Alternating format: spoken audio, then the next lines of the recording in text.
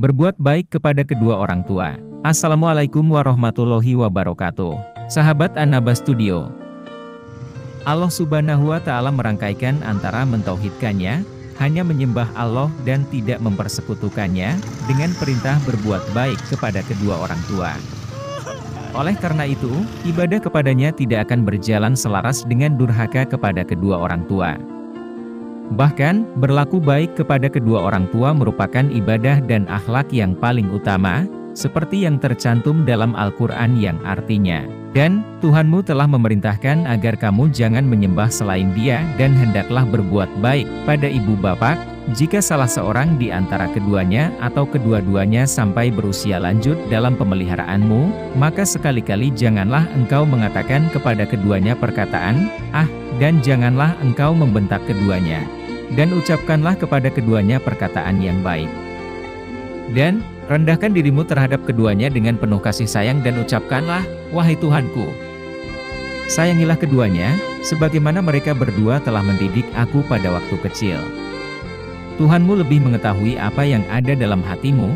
Jika kamu orang yang baik, maka sungguh, Dia Maha Pengampun kepada orang yang bertobat." Quran Surat Al-Isra, ayat 23-25. Senada dengan ayat tersebut, dalam hadits yang diriwayatkan dari Ibnu Umar disebutkan bahwa Rasulullah Shallallahu Alaihi Wasallam bersabda, "Berbuat baiklah kepada orang tuamu, niscaya anak-anakmu akan berbuat baik kepadamu, dan jagalah kehormatan mereka, niscaya istrimu akan menjaga kehormatanmu." Hadis riwayat At-Tabrani. Disebutkan juga dalam sebuah hadits yang diriwayatkan dari Abu Hurairah radhiyallahu anhu, bahwa Rasulullah Shallallahu Alaihi Wasallam bersabda, "Sungguh malang, sungguh malang, sungguh malang." Dikatakan kepada beliau, "Siapakah dia, wahai Rasulullah?"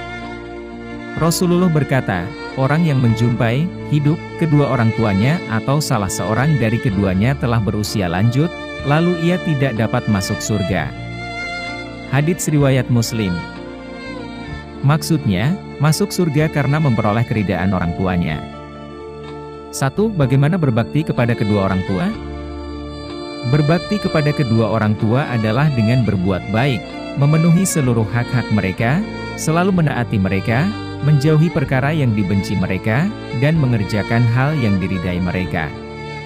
Berbakti kepada mereka merupakan suatu keharusan, kecuali ketika mereka menghalalkan yang haram atau mengharamkan yang halal karena tidak ada ketaatan kepada Al-Halik, Allah Subhanahu wa Ta'ala.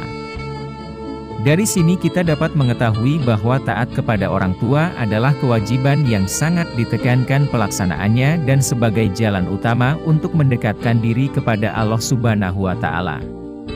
Sebaliknya, durhaka kepada orang tua termasuk dosa paling besar di sisinya. Hubungan kedekatan, kekerabatan, yang paling utama adalah dengan kedua orang tua, mengingat setelah Allah, merekalah yang menjadi sebab kita berada di dunia ini. Mereka jugalah yang telah memberi kehidupan, mendidik dan mengajarkan tata krama, akhlak, sehingga sudah sewajarnya hak-hak kepada orang tua mempunyai porsi yang besar, sesuai dengan jasa dan pengorbanan mereka yang sangat besar. Karena itu pula, orang yang paling berhak berbakti kepada keduanya adalah anak-anak. Hal ini seperti digambarkan Nabi Muhammad SAW. Seorang anak tidak mungkin sempurna dapat membalas jasa-jasa orang tuanya, kecuali jika ia mendapati orang tuanya, karena sebab-sebab tertentu, sebagai hamba sahaya kemudian ia menebusnya dan membebaskannya. Hadits riwayat Muslim dan Abu Dawud. Sebagaimana juga seperti disebutkan dalam hadits yang diriwayatkan dari Abdullah bin Mas'ud radhiyallahu anhu, yang berkata, "Aku pernah bertanya kepada Rasulullah Shallallahu Alaihi Wasallam, amalan apakah yang paling dicintai Allah?" Dalam satu riwayat disebutkan, amalan apakah yang paling utama? Rasulullah Shallallahu Alaihi Wasallam bersabda, "Sholat tepat waktu." Aku berkata lagi, "Kemudian apa lagi?" Beliau berkata, "Berbuat baik kepada kedua orang tua." Aku berkata lagi, "Kemudian apa lagi?" Beliau berkata lagi, "Jihad di jalan Allah." Hadits riwayat Bukhari, Muslim, An-Nasai, dan lain-lain. 2. Adab anak terhadap kedua orang tua. Berbuat baik kepada orang tua mempunyai adab-adab yang harus diperhatikan setiap anak. Di antara adab tersebut adalah mendengar perkataan mereka, menuruti setiap perintah mereka, memenuhi panggilan mereka, merendahkan diri terhadap mereka berdua dengan penuh kasih sayang, tidak mempersempit gerakan, kebebasan mereka, tidak memandang mereka dengan penuh kehinaan, tidak menyelisihi perintah mereka. Mendoakan dan menjaga kehormatan setelah mereka wafat, serta bersedekah atas nama mereka, pahalanya untuk mereka. 3. Ancaman bagi yang durhaka kepada kedua orang tua. Berbuat baik kepada kedua orang tua sangat dianjurkan Islam. Begitu pula mendurhakai mereka sangat dibenci Islam dan diancam dengan azab oleh Allah Subhanahu wa Ta'ala. Berikut ini beberapa hadits yang menerangkan ancaman-ancaman itu.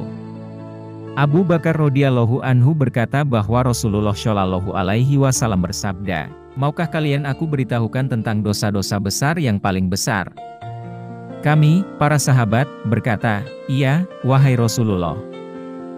Rasulullah shallallahu alaihi wasallam bersabda, "Syirik kepada Allah, durhaka kepada kedua orang tua." Ketika itu, beliau sedang bersandar, setengah berbaring kemudian beliau duduk dan berkata lagi, juga ucapan palsu dan kesaksian palsu. Beliau masih terus mengulanginya sampai kami berharap semoga beliau diam. Hadits riwayat Bukhari, Muslim, dan At-Tirmidzi. Oleh karena itu, janganlah berbuat durhaka kepada kedua orang tua sehingga termasuk orang-orang yang tidak bahagia di dunia dan sengsara di akhirat. 4. Jaminan rahmat dalam berbuat baik kepada kedua orang tua. Berikut ini adalah beberapa jaminan rahmat atau kebahagiaan bagi siapa yang berbuat baik kepada kedua orang tua dari hadits-hadits Nabi Shallallahu alaihi wasallam. Diriwayatkan dari Anas radhiyallahu anhu bahwa Rasulullah Shallallahu alaihi wasallam bersabda, "Barang siapa yang ingin dipanjangkan umurnya dan ditambah rezekinya, berbuat baiklah kepada kedua orang tuanya dan bersilaturahimlah dengan keluarganya." Hadis riwayat Ahmad. Subban radhiyallahu anhu berkata bahwa Rasulullah Shallallahu alaihi wasallam bersabda, "Seseorang tidak akan diharamkan rezekinya kecuali karena dosa yang dilakukannya. Tidak akan ada yang dapat menolak takdir kecuali doa dan tidak akan ditambah rezeki seseorang kecuali dengan berbuat baik kepada kedua orang tuanya." Hadis riwayat Ibnu Majah, Al-Hakim, dan Ibnu Hibban. Dalam sebuah hadits marfu, disebutkan, pintu surga terbuka untuk orang-orang yang berbuat baik kepada kedua orang tuanya. Barang siapa yang berbuat baik kepada mereka maka akan dibuka, dan barang siapa mendurhakai mereka maka akan ditutup untuknya. Hadis riwayat Ibnu Syalhin dan Ad-Dalami. Dengan demikian, rumah-rumah yang dihuni oleh orang yang berbuat baik kepada kedua orang tuanya terasa tenang, tentram, malaikat melindunginya dengan kedua sayapnya, dan terjaga dari godaan-godaan setan. 5. Nasihat bijak. Kepada yang lalai terhadap hak-hak kedua orang tuanya, yang mengganti berbuat baik menjadi durhaka kepada mereka, yang lupa dengan kewajiban kepada mereka, yang lalai terhadap hal yang di sekelilingnya, ketahuilah bahwa berbuat baik kepada kedua orang tua adalah utangmu. Kamu meminta surga, sedangkan ia di bawah telapak kaki ibumu. Ibu telah mengandungmu selama 9 bulan yang bagaikan 9 musim haji. Selama itu juga, dia menjagamu sampai kamu memperoleh ketenangan jiwa. Kamu isap kehidupan dari air susunya. Demi kamu, dia rela terkantuk-kantuk melayanimu. Dengan tangan kanannya, dia cuci segala kotoran darimu. Dia mendorongmu supaya makan dan mengubah kamarnya menjadi ayunan buatmu. Darinya, kamu memperoleh kebaikan dan bantuan. Ketika kamu menderita sakit atau luka, tampak rasa kasihan dan kesedihan yang mendalam darinya, sampai ia meratap menangis sehingga segala hartanya diberikan untuk ke dokter. Bahkan, jika disuruh memilih antara hidupmu dan hidupnya sendiri, ia akan berteriak keras, kehidupanmu yang menjadi pilihannya. Seperti itulah jasa-jasa dan pengorbanan seorang ibu. Sudah berapa kalikah kamu berinteraksi terhadapnya dengan akhlak yang jelek dan semakin jelek? Sementara, ia mendoakanmu agar kamu memperoleh kesuksesan, baik secara terang-terangan maupun sembunyi-sembunyi. Namun, mengapa ketika dia beranjak senja, kamu justru menjadikannya orang yang paling rendah dan meremehkannya. Saat kamu kenyang, dia kelaparan. Saat kamu melecehkannya, dia tenang dan sabar.